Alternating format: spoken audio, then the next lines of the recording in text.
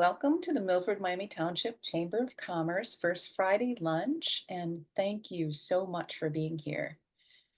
I'm Shelley West, the events coordinator for the Milford, Miami Township Chamber of Commerce, and I'm a small part of our chamber team, consisting of our director, Andrea Brady, who could not be here today, and our operations manager, Elisa Labanz. And a couple of housekeeping items. Please mute your mic. The other one, enjoy your lunch. This is a lunch and learn.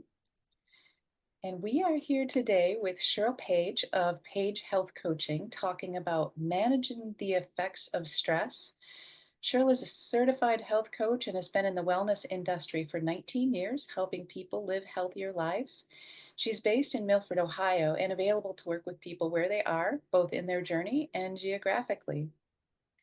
And health has so many facets, but today we're focused on learning about stress management with Shirl. We'll explore what stress really is, how it shows up in our lives, and its impact on our overall health. We'll dive into the different types of stress reactions, physical, emotional, and behavioral, and help you recognize how stress may be affecting you more than you realize. Welcome, Shirl. Please tell us a little bit more about yourself and your business. Thank you, Shelley, and thank you for having me. I'm thrilled to be here. Like Shelley said, I'm a certified health coach, been so for about 4 years now, and I love it because I help people come up with different behaviors. I collaborate with them so that they can make changes to live a healthier life. I also have a wellness business with Arbonne, and I offer nutrition and skincare, which are great replacements for what they're currently using, give them a healthier option so that the whole family can live a healthier life.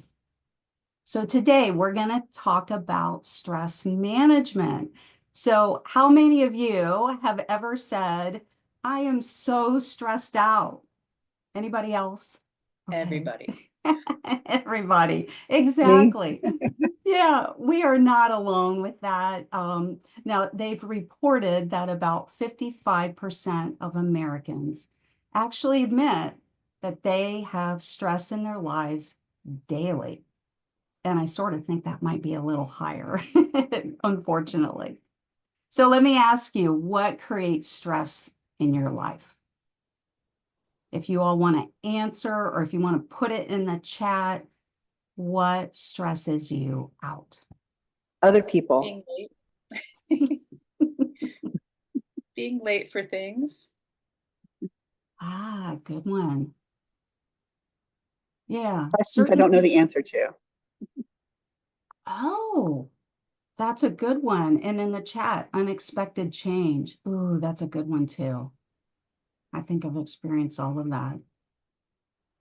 So when that happens, what you just shared, do you know what is happening physically and emotionally within yourself?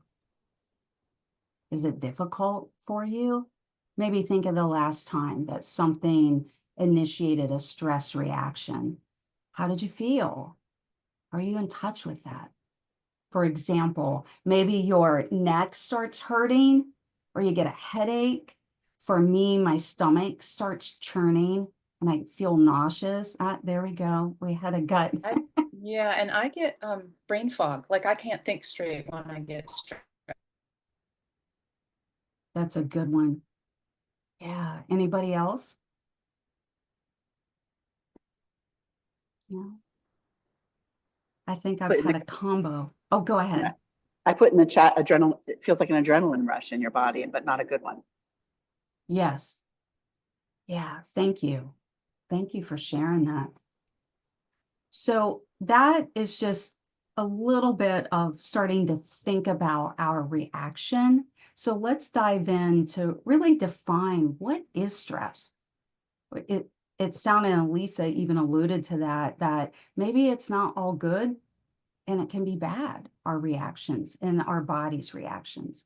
So I'm going to pull up something to share here to take you through.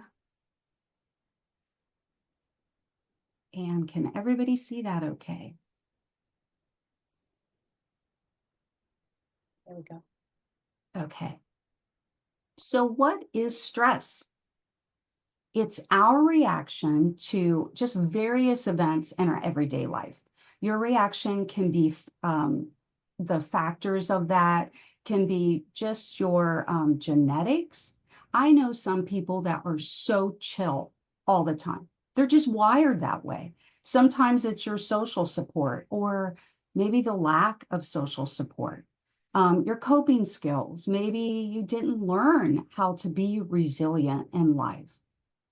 It is unique to each one of you. We're all different. What stresses you out may not even bother me at all. And there are different kinds of stressors. There's actually positive stress and negative stress. But the interesting thing is that both of those, whether it's positive or negative, our bodies are starting to react. It triggers a physical reaction in our body just the same, whether it's good or bad. So positive stress, that's what we call eustress. Now, it's seen as beneficial. It's when you're seeing a situation and you believe it's within your coping capabilities. It's usually short-lived, your reaction is, and it's often combined with feelings of excitement, with focus, with energy. An example of this would be, say, the first time you ran a 5K. You're at the starting line, you're all excited, you're a little jittery, but after the race, you calm down. You're feeling good. Maybe you're a singer, you perform, and you're backstage about to go on, and you get that excited energy. Now, distress or negative stress, that's when we're not feeling in control. We feel that it's not within our coping capabilities. And you may feel depressed, frustrated. And examples of this would be maybe you have some difficult relationships, maybe at home or at work. Maybe you're going through a divorce, a death. It could be a lot of different factors with that, but it's not a good stress in your life. Now, we have all of us have experienced both positive and negative stressors in our lives. But what causes the negative impact on our health is actually the duration of our reaction to those stressors. So it can be good and bad or positive, but how long do we stay at that heightened state? Because if we stay up here in that heightened state, it actually produces wear and tear on our bodies. And that can start showing up as low energy, migraines, sleeplessness, weight gain, and it can just go on and on. It sort of reminds me of if you, you get in a car, full tank, and you just put the pedal to the metal and go as fast as you can, you run out of gas fast. And that's what we do to our bodies. We exhaust it. Now, again, stress can be good. So let's talk about what's happening in your bodies with good stress. Remember, it's all about the duration. So acute stress, that's short-term stress in your bodies. Okay, this is when we encounter a situation through our senses, and a distress signal from the brain is your brain is communicating to your body through the sympathetic nervous system that something is up, and fight or flight kicks into your body. Your heart starts pumping and blood is going to your extremities, especially your legs, and high energy and focus. You know what? That is designed for safety. It's so that we can run. If blood's pumping and energy's going, that means we can flight, or fight, but I flight most of the time. Now, a good example of this, years ago, I worked in Chicago. I had a really rough territory, rough part of town. So one day I park in this alley Don't know why. Dark alley, park in, around for my clients. So I come out for my customer. I'm going to my car. Back then, you wore high heels, the suit, the whole deal. All of a sudden, I'm walking and I hear sirens. Okay, not, common in Chicago.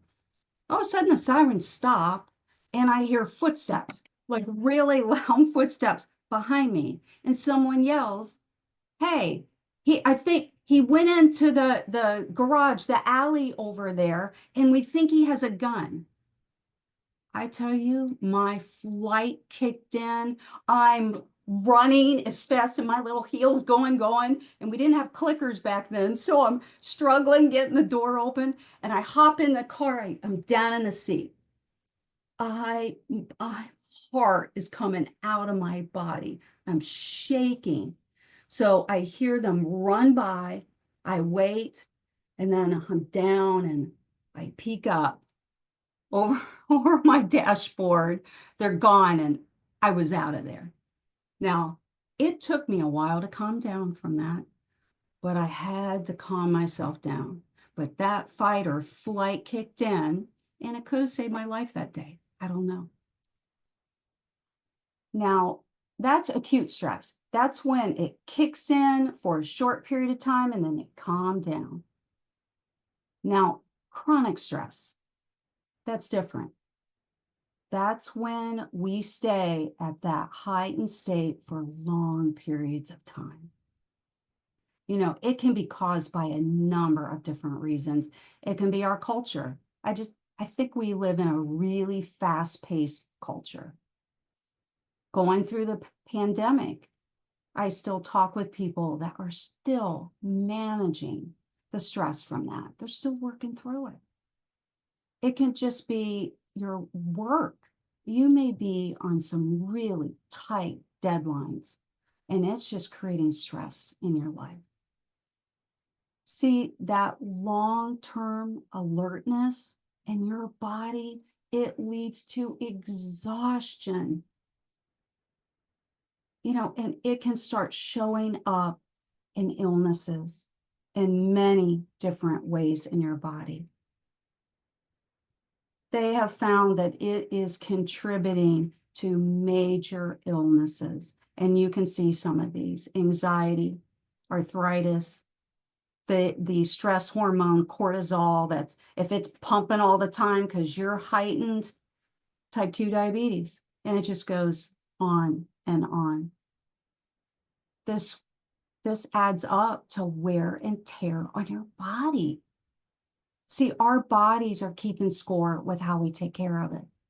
You may not be aware of it, but our body knows, and your mind knows, whether you're not. Now, an example of this, and if you see at the bottom of this screen, according to the National Library of Medicine, stress is now a contributing factor, a risk factor, up to 75 to 90% of diseases. It's now a big deal. I have a good friend of mine, a couple months ago, had a stroke. Now, if you looked at him, you'd think maybe just a little overweight. And he would admit, hey, I probably should have been exercising more, didn't always eat real great, had a stroke. And he's talking with the doctor, and the doctor's asking him, what's your lifestyle like? What's your stress level like? And he said, my job. I'm just so stressed. He's on commission, and he just is going through that. And the doctor said, you know what? Yeah, you do need to exercise more. Yeah, you need to eat healthier. But I truly believe that you not managing the stress of your job is what caused your stroke. My friend came home and he looked for another job. He quit the other one and he has a new job. I think he started just this week. He said, my job is not worth dying for. That's how much stress can do to your life and to your body. So let's talk about you. What's going on with you? What's going on within your body? Maybe start with thinking, what are the stressors in my life? Be aware of it. And then start thinking about what's going on with your body. And before you guys shared some, because if you don't start really being cognitive about it, like thinking about this, you're just going to keep going along at that heightened state. You're not even going to be aware of it. So I just want to encourage you, take the time. Think about it. What are my stresses? What stressed me out? Why am I like this? What's going on within me, within my body? Because, see, if you are aware of it, you can then start learning ways, building in ways to either maybe prevent that stressor or how to calm down after it in a healthier way, and how to stay at a calmer state long term. And we do this through what we call self-regulation.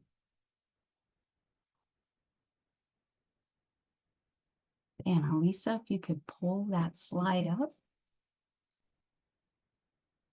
So what is self-regulation?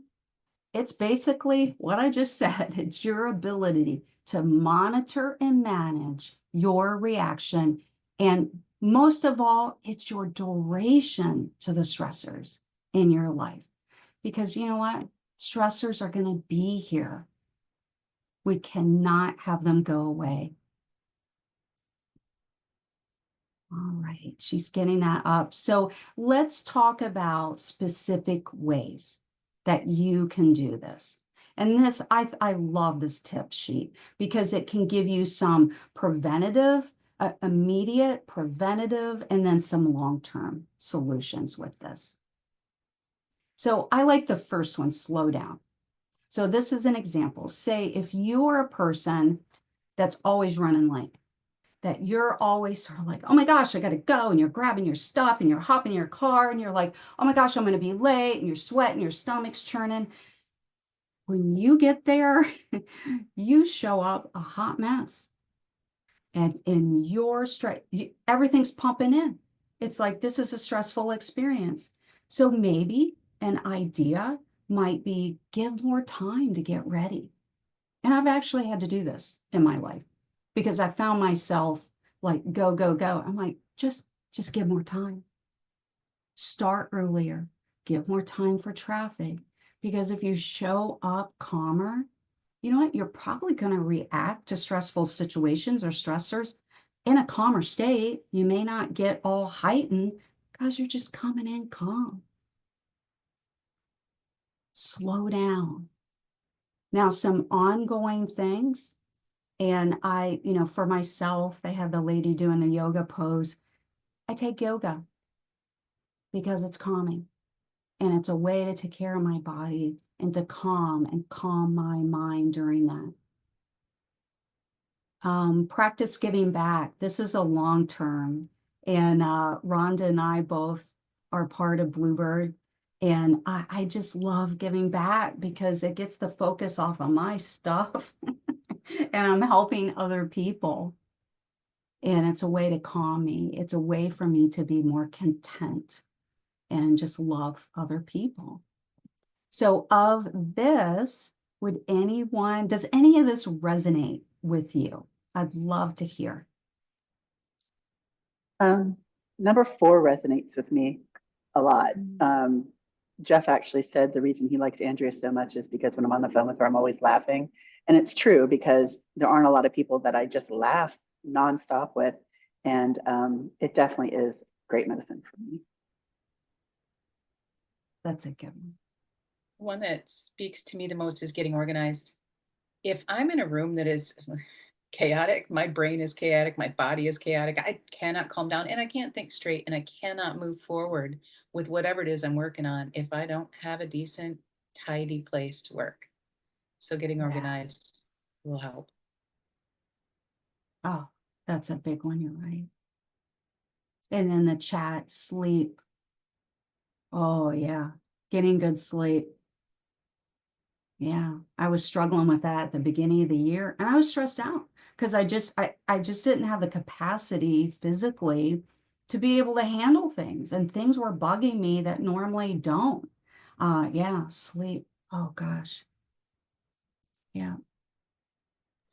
So And letting worry oh, go go, ahead. that's a kind of a big one Mm. for me. Like that's one of the hard ones to get a handle of. When I think about working with somebody to reduce my stress, letting worry go is something that I may not have the tools to handle. So that Mm, one speaks to me. that's a good one. Yeah. The worry monster can come up. Yeah.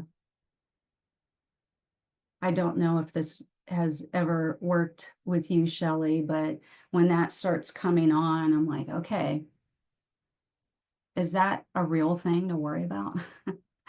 Do I actually have control over that? And I do that the most with my adult children. Children. I start thinking, what if, you know what? I don't know if that's going to happen. This is how it is right now. And usually I go to worst case scenarios anyway, and I bring myself back. I don't know. And if that did happen, is that really that bad? But yeah, the for me, self-talk and looking at it more realistically, but I get that. I get that. That's a tough one. Yeah, for me, having not knowing the answer to something is really when someone's waiting for me. And a lot of my job is that.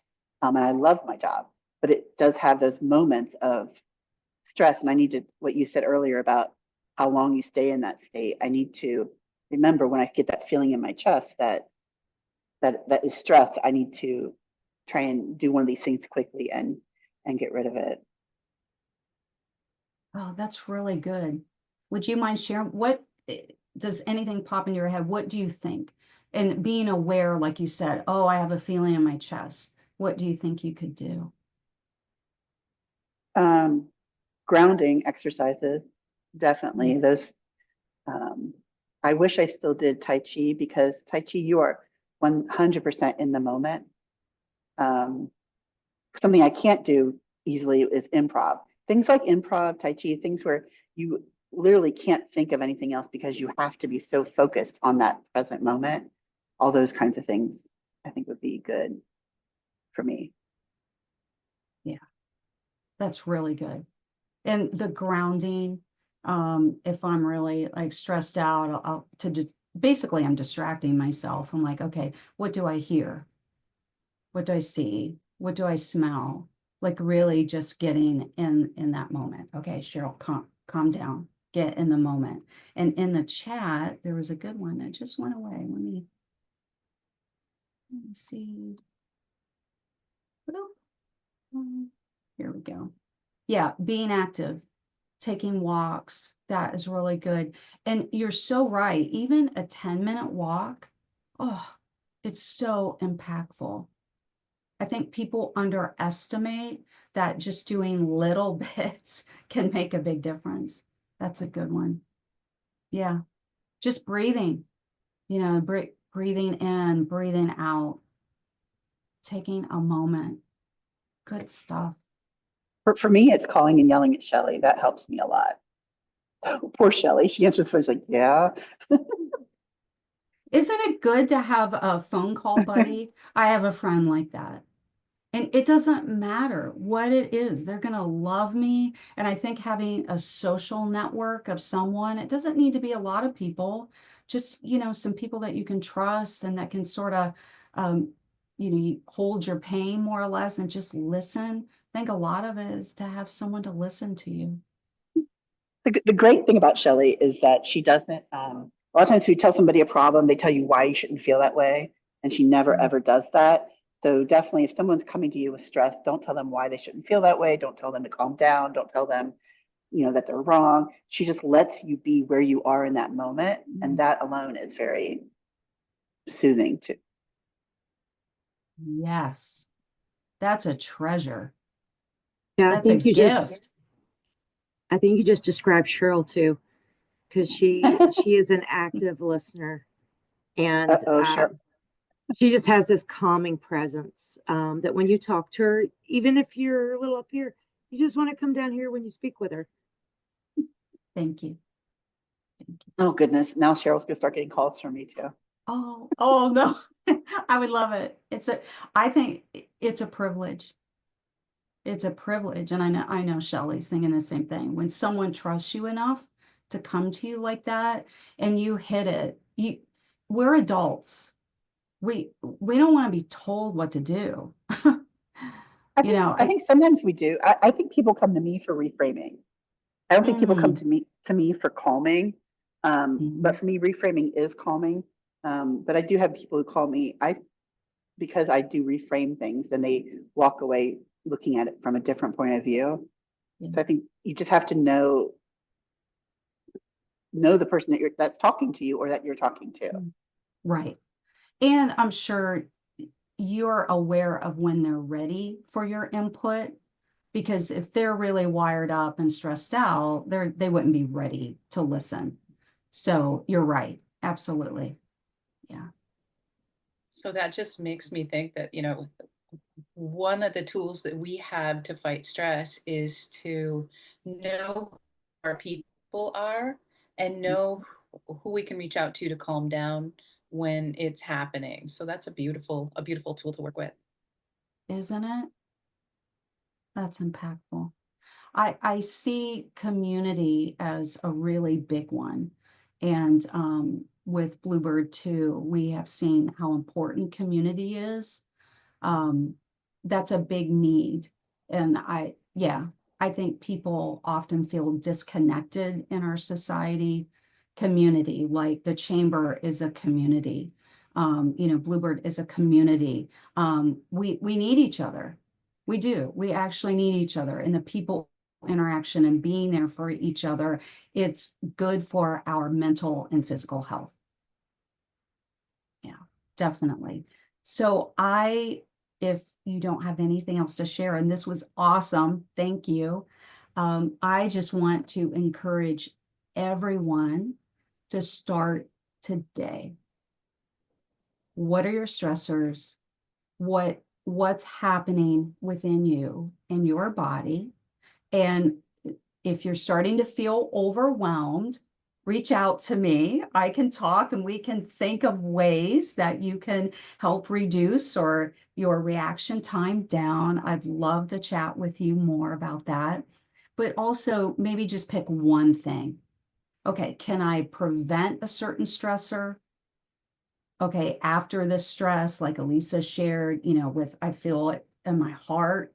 Okay, next time that happens, I'm going to do this. So maybe pick one thing to start with and becoming aware. Because as we've talked, stress is part of our lives. It's not going to go away. But the good news is that we have control over our reactions and what we do and how we calm ourselves down. And you all are worth taking care of. Your health is important. So I just wanted to say that that was really wonderful, Cheryl, and I'm really excited that you could be here today, sharing your heart, your wisdom. And before we wrap up, where can people find you or learn about your work? I think on the graphic, if Lisa wants to put that back up, you can find me on Facebook, Instagram. There is my email through the chamber.